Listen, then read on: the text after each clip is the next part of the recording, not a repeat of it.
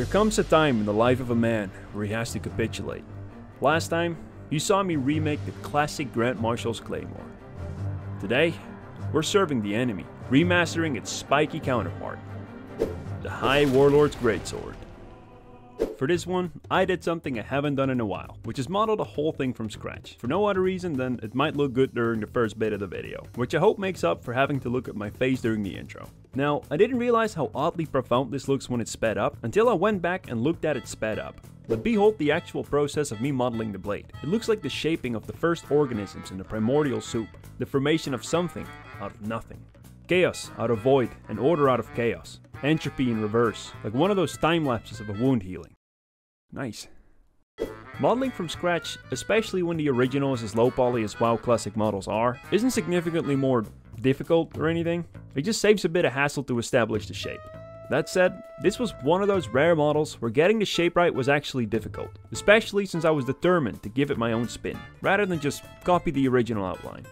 Remember when you would chew on your hoodie strings as a kid, and then they would dry up and look all mangled and sad and fucked up? Well, this blade is like that, except ferocious and dangerous.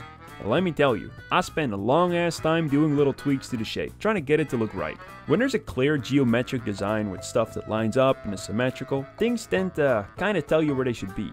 But when it looks this chaotic, getting it to where your eye looks at it and isn't bothered for some reason, that can be tricky. And to make things worse, when it looks this pointy, getting it to where WoW Twitter looks at it and doesn't decide it's another clan hood, that is doing art and mythic difficult. On the topic of tricky, one thing that is especially tricky with weapons is absolutely not UV unwrapping, because that's an absolute joke. I mean, look at this. Puts a smile right on my face.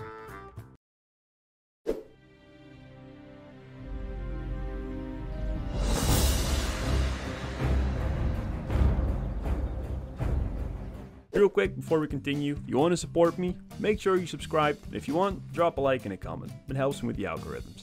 If you really want to help me out, Patreon's in the description. If you're already a patron, thank you.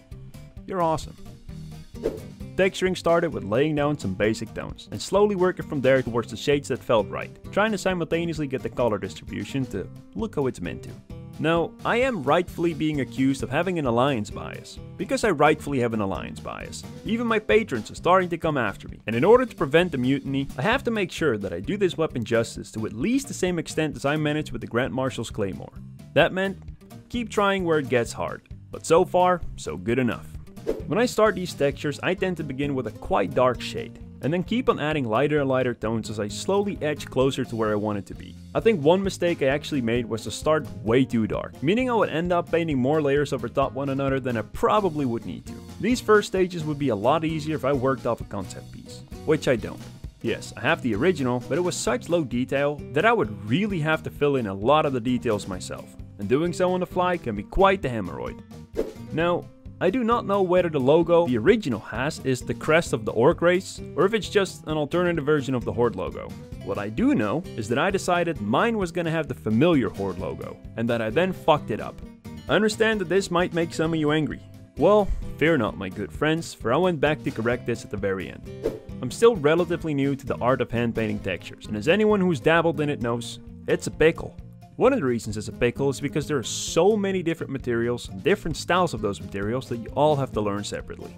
I've been getting the hang of things one by one, and one way of doing metal I have found works nicely is by painting a base gradient a bit lighter and then sort of carving darker shapes into them, which represent depressions that make it look like nice and rough metal. Failing to consider scale and density of these dark cavities, well, long story short, the sword ended up looking not terribly unlike brown cheese. Whilst I'm certainly biased in favor of cheese in almost any context conceivable, let this have been one of those rare exceptions. I woke up the next day and quickly decided to simply redo it all together. This time, I would make it all a bit smoother and use brushstroke direction to make it look like a nice and choppy blade. Much better. Last video, I asked you guys for suggestions and feedback. First off, an absolute ton of you took time out of your day to give me that, which I hugely appreciate. Thank you all a bunch. Second, it seems that you guys pretty much like it how it is, so I'll try and keep the format as similar as possible and just focus on making it quicker to produce. If you have any suggestions and feedback you haven't given yet though, I'm still more than happy to take it. As a matter of fact, I will always be, because that's good. It helps, so yeah. Towards the end of the texturing, I was getting worried that the blade was just a bit boring, till I eventually decided I was going to use the trick of all tricks, the life hack no artist could function without, the way that you can make anything look tribal and savage, like who or what built it will tear down your walls, rip off your head, drink the blood from your neck hole, and tell your wife she looks nice. I tied some string around it. I decided to redo this weapon specifically because I thought it would be nice and simple. I wanted a quick project because I'm working on another video at the same time. Video which is something very different than I normally do. Slowing it down a lot because I'm an introvert who is not yet used to having an audience, so doing anything new gives me crippling anxiety. Funnily enough, and predictably, this weapon ended up not being quite as easy as I thought it would. It wasn't until the end that I came around on the end result. Did I actually pull it off though? Well, I'm gonna let you guys be the judge on that one. Special thank you to my awesome patrons, and special shout out to the new patrons, Dinkeldork and S Padawan. And a super special thank you to my ultra mega chat tier supporters, Dumbo Jimbo and Dinkeldork. You guys are awesome.